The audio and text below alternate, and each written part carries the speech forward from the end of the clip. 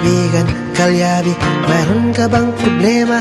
Sasakyan ng kotse, may problema sa makina. Tayo na kay makinistang pobre, susolusyonan, diagnostic ang kailangan. Makinistang pobre, isang magaling na mekaniko. Makinistang pobre, mayaman ang puso sa pagtulong.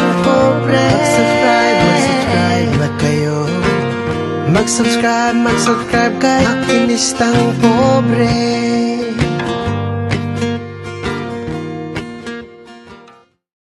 Alright, sa magandang araw po sa ating lahat, lalong-lalo na po sa ating mga subscriber dyan, sa ating mga OFW sa mga panig ng mundo. Magandang araw po sa ating lahat. So ngayon mga kalyabe, ayan, kung napapansin ninyo, ayan, nandito ako sa gilid ng Toyota Grandia. Ayan, 2024 model. So isipin nyo mga kalyabe, magto 2 years pa lang yung sasakyan. Bakit ayaw nang tumakbo?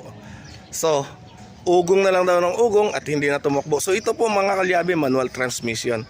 So may ipapakita lang po ako sa inyo, napaka-importanting bagay po ito at kung bakit po ito nangyayari sa ganitong mga uri ng mga sasakyan. Alright, so ayan mga kalyabe, kung napansin ninyo, so talagang sunog na sunog yung transmission at wala na po talagang natirang clutch lining. So maswerte lang at hindi inabot yung flywheel, pero yung itong kanyang pressure plate, yung kanyang release bearing ay warak na warak. Ayan, so bakit nga ba nangyayari yung mga ganitong senaryo mga kalyabe? So ito ay nababase natin kung talaga bang ang driver ay hindi clutch driver. Ayan, babad ng babad sa paa, yung sa clutch, kaya nangyayari po ito. Ayan, so sunog na sunog at maswerte lang at hindi pa ito pinilit ng todo. Kung pinilit pa nila, sinuloy-tuloy pa nila itong paandarin, baka pati flywheel ay inabot na ng kain ng kanyang bakal na to, yung rivets. Yan, so naka-rivets kasi yan mga kalyabe. Ayan, tapos yung kanyang release bearing, ayan, kung napapansin nyo, durog na durog yung kanyang bell housing. Ngayon mga kalyabe, so nandun lahat ng mga clutch lining. So doon sa pressure plate, okay naman ang pressure plate niya, wala namang tama. So sinilip na natin, yung konting linis lang po yun, padaanan lang po natin ng liha. Ipapakita ko din sa inyo mamaya kung paano yung paglinis. Ayan, so dito mga kalyabe, iwasan po natin sa mga driver. Ayan, so sa mga driver, iwasan po natin yun, nakababad lagi yung paa natin sa mga clutch. Ayan, so isipin nyo, ito na ang nangyari. So tumawag kasi sa atin to yung may-ari kasi sinisingil daw sila ng 100 plus doon sa una nilang pinagawan. So isipin nyo, 100 plus ang sinisingil sa kanila. So maswerte lang at tumawag sila sa atin kagabi. So galing pa tayo sa Christmas party kagabi at ito, diretso na dito sa gawa. Ayan, te, matinding nangyari. Isipin mo na masira pa yung release bearing ng ganyan. Kasi bumaga po yan. Bumaga yan, tapos yung pinaka-plastic ng sa loob niyan, may plastic kasi yan. Ito, may plastic to. Papasok yan dito sa release bearing. Ayan, kung napansin mo, yan pumasok dito. Ayan, yan. Ayan ang plastic. Nalusaw yan at pumasok doon sa mga bearing, kaya nahugot to. Asbestos na yung bearing. Ayan yung release bearing po, yung nagtutulak. Tapos maswerte lang kayo at hindi tinamaan ang flywheel. Hindi naman. Kung pinilit pa, malapit na. Ayan, wala na. malapit na. Kung pinilit paanda rin. Ayun yung nangangamoy. Baka hindi lang mangyayari doon. Maaaring liliyab pa ito. Masusunog ang sasakyan. Yes, magbabaga po yan. Ito Ayan, yung plastic na to, ito yung magpapaliyab kung tuloy-tuloy ang init niya. Ayan. So yan mga kalyabe, no? Shout out sa Millionaires Mindset. Nandito na naman si Madam Jessa. Oh. Yan. So medyo magkano siningil sa inyo? 100 plus. Ayan. So masakit-sakit sa bulsa po 'yon. Para ka nang bumili ng isang sasakyan nun. So dito sa atin at tumawag to sa atin at kilala tayo. Ayan. Naka-minus gastos sila. Malaki yung itinipid. Alright.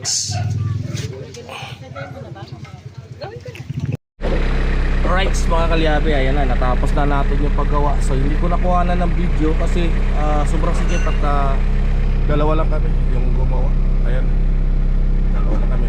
So tapos na, at ayos na rin, na-test-drive na rin, kaya nakabaliktad na kung position yan. So yun mga kalyabe, ano, sa mga may manual clutch mamaya ay tawag nito,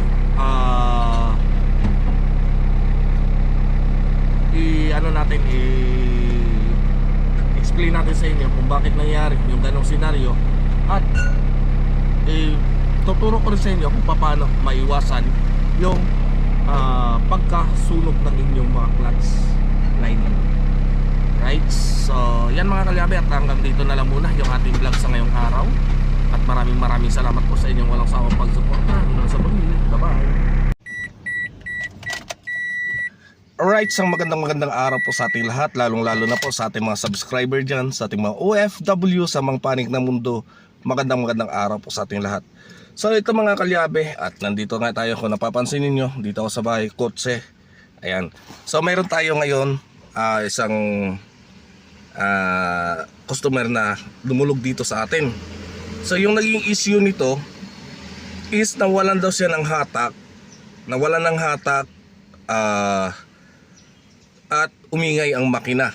Tapos ito mga kalyabe, umiilaw ang kanyang oil indicator lights dito sa kanyang dashboard. So ano nga ba ang pwedeng maging dahilan at bakit naging maingay at naging nawalan siya ng hatak? So para ating alamin mga kalyabe, at tara, panoorin natin ito. Ayan mga kalyabe. So yan, napansin ninyo, umilaw bigla yung kanyang oil indicator lights. Yan, mawawala yan kapag binomba mo. Yan. Iilaw ulit yan. Mawawala ulit yan kapag ibobomba mo. Ayan. Hindi po yan doon sa kanyang oil sending unit. So yan, narinig nyo, naging maingay yung makina. Rough idling na siya. Ayan. Hanggang kapag ibinyahe mo yan, tuloy-tuloy na po yan na magwa-warning yan. Mag-iingay na po yan tuloy-tuloy. Kapag itinakbo mo na yan, tutuloy-tuloy ng warning yan.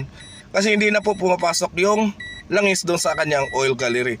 So maaari ito mga kalyabe, ito maaring dahil po sa oil sludge. Barado ang kanyang mga yung kanyang oil passage, barado, or sira na rin yung kanyang bomba or oil pump. Kapag umiinit, nawawala na po yung bomba ng kanyang oil pump. So yan ang isa sa dahilan. So maari doon sa kanyang mga oil passage, barado, dahil gawa nga ng mga oil sludge, lalong-lalo na mga kalyabe, ginamit ng matagal tapos hindi man mahilig magpa-change oil ang may-ari.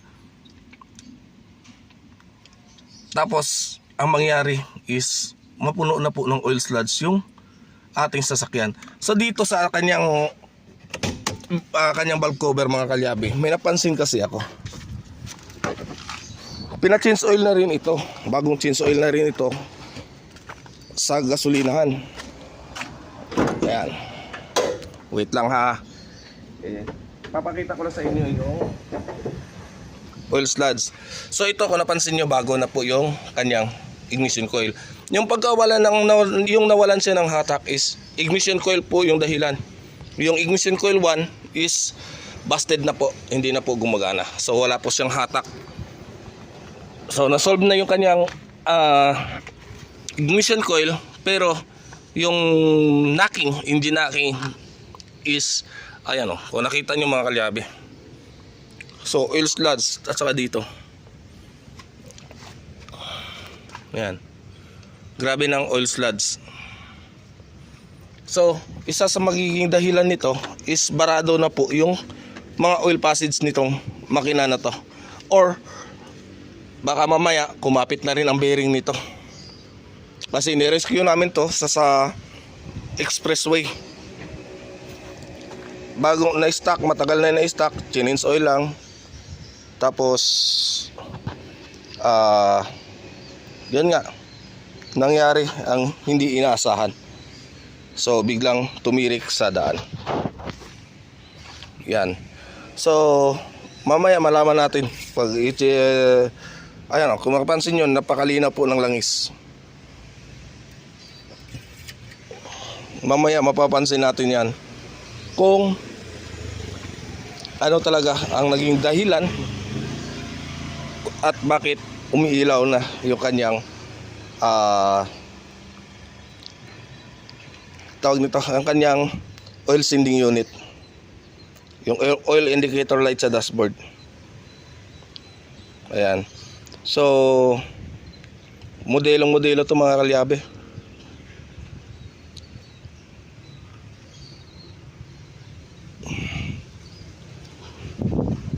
Tapos ganito nang nangyari. Ayan. Kaya advice ko lang po sa inyo, always po ninyo check yung inyong mga langis. Right. So yung iba, as sinasabi BBTI is hindi po BBTI ang may problema, kasi malinis po ito. Wala pong problema ang BBTI niya. Malinis. Tinanggal ko po yan, walang problema, malinis.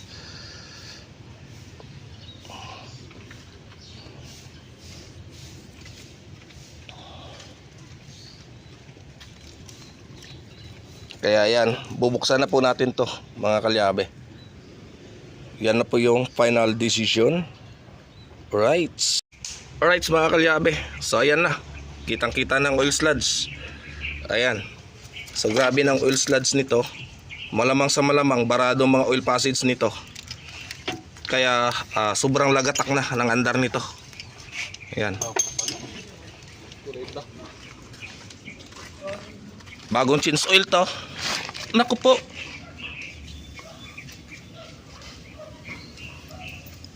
Bagong change oil. Ito na kagad ang kulay. Ayan oh. Oh.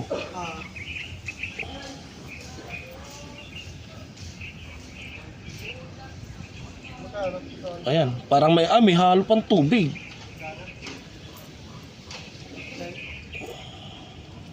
May halong tubig to, brown na eh.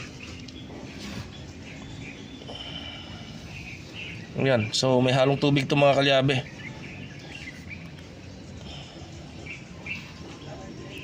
Bagong change oil lang to.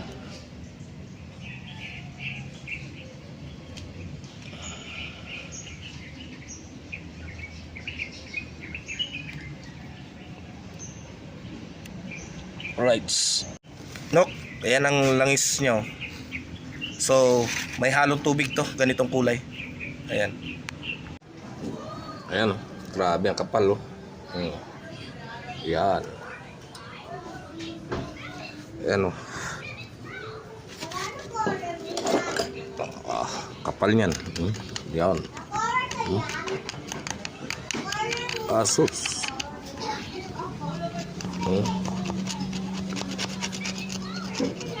Yan. Ang kapal niyan. Barado oil gallery pati dito. Ayan.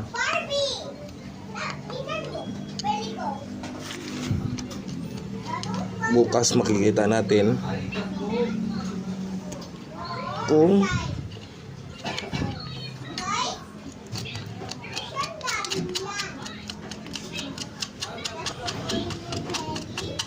yan, ganyan pagkapal.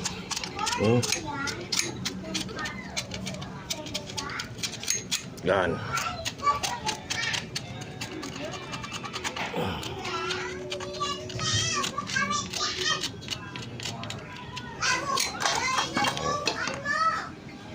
Ganyan sa kakapal.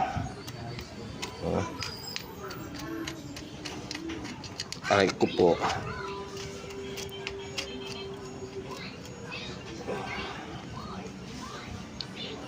Baradong mga oil passage.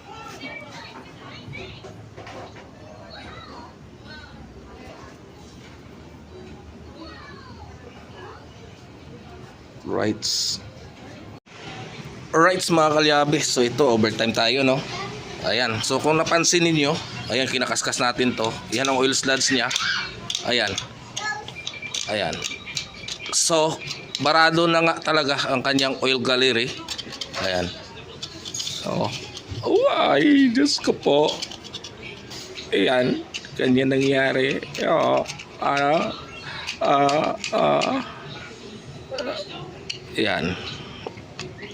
So, tingnan nyo nakuha ko ha. Ayan. Kapal. Ayan. Alaga sa change oil. Ito mga kalyabe, ano to?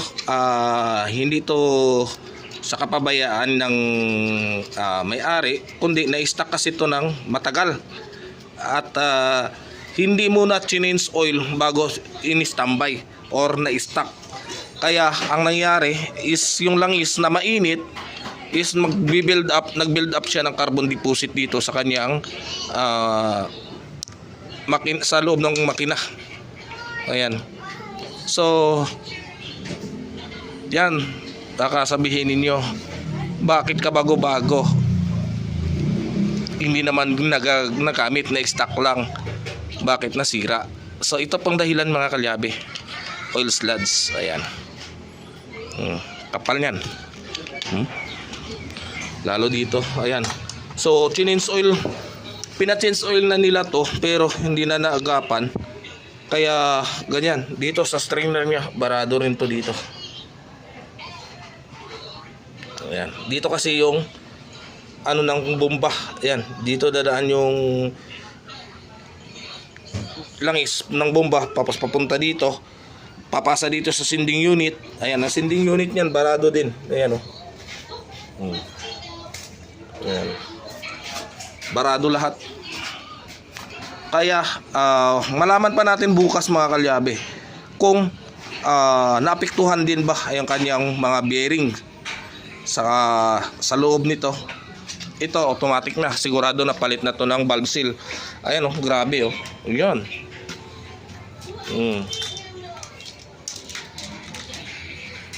Ayan. So matindi na po ang inabot nito mga kalyabe. So in-expect namin na BBTI at saka yung oil sending unit ang may problema. So malinis naman ang kanyang BBTI. Chinek ko kanina, malinis talaga kanyang BBTI. At no choice talaga kundi ito na, baba talaga. Grabe. Ayan. So imagine 2023, 2 taon ito nang inabot. So imagine yung mga kalyabe, no? Aray ko po, ang saklap. Mapapaaray ka po talaga pag ganito yung mangyari sa makina mo. Sakit sa bulsa to mga kalyabe. Oh, madumi ang aking camera. Punasan ko muna. Yan. Sos, yan na pala eh. Yan. Tingnan nyo. Oh. Oh ha. Tapos dito mga kalyabe, sa pagta-timing nito. Ayan. Itong timing marks niya. Ayan. Dito.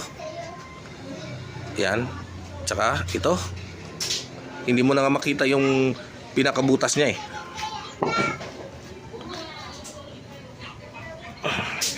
Ayan, hindi mo na makita yung pinaka butas ng timing marks niya mga kalyabe. Gawa nga ng sobrang barado. Ayan, oh, itong butas niya. May butas po yan na timing marks. Ayan. Ayan, hindi mo na nga makita eh. Ayan, oh. Ayan, yan. Kita niya? Oops. Ayan, oh. Ayan, may butas po yan. May pinaka timing marks po yan. Ayan. Hindi na nakita, di ba? Ayan. Ito isa, kita pa to. Ayan. Tapos yung isa, ito. Kasi double overhead cam po ito mga kalyabe.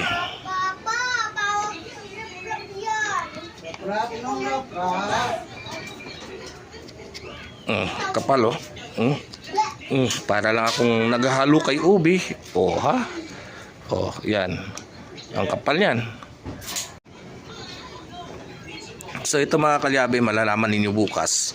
Pag binaklas ko na cylinder head nito at saka yung crankcase niya, doon po natin makikita kung tinamaan ba talaga yung kanyang bearings. Ayan. So wag po natin sabihin mga kalyabe na porkit bagong kuha lang natin sa yung sasakyan, bagong bili natin, ay hindi natin pwedeng hindi ipa-refresh. Ayan. Kasi ito mga kalyabe, mangyayari talaga yan kasi ini-stock natin yung ating sasakyan. Nai-stock, halimbawa nai-stock. Kapag bumili kayo ng segunda mano mga kalyabe, hindi nyo po maiwasan ito. Kasi maaring nai-stock na may-ari, hindi na nagagamit at hindi na i-change oil bago in-stock. So ganito mangyayari. Magkakaroon po yan siya ng matinding oil sludge. Ayan. So lalo na kung bihira lang mag-change oil yung unang may-ari at tinambay na pa ng matagal, naku po, ganito po talaga mangyayari niyan. Napakatigas nito. Grabing linisan to ang mangyayari dito mga kalyabe. Grabing piskisan to. Ayan. Tapos yung langis nito is na medyo may halo ng tubig. Kapal niya no.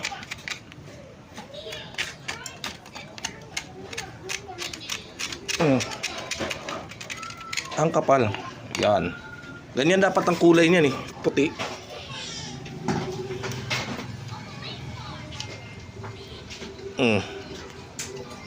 Isang sundutan lang to. Ayan. Yan po. Ayan o. Oh. Grabe. Tapos dito sa timing guide na, tingnan nyo. Kapal niyan. Kapal niyan. Ayan. Yan. Kapal niyan mga kalyabe. Ayan. Ayan o. Evidences. Yan. Evidences. Alright. So ganyan po talaga mangyayari mga kalyabe.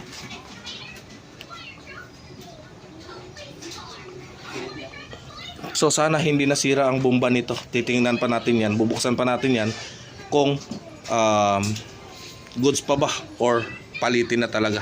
Ayan yung kanyang oil pump. Ayan o. So tingin ko talaga mga kalyabe is magpapalit na to ng oil pump, or kung kakayanin pa ng linisin muna natin.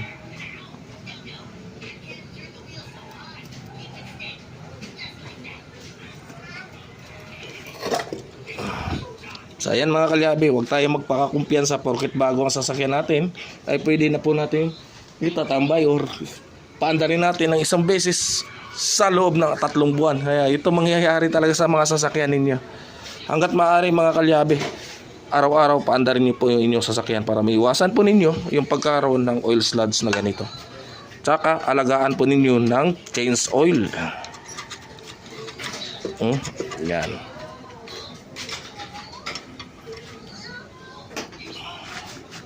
Yung strainer nito, bubuksan pa natin yung strainer nito. Malamang sa malamang barado to sa ibaba.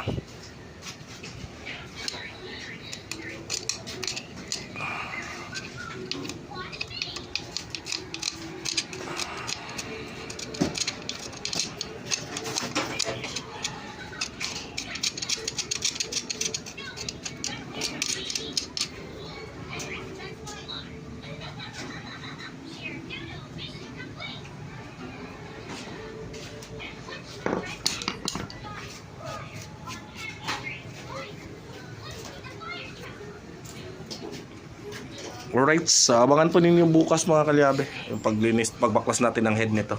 So gabi na kasi, pahinga muna tayo. Ayan no.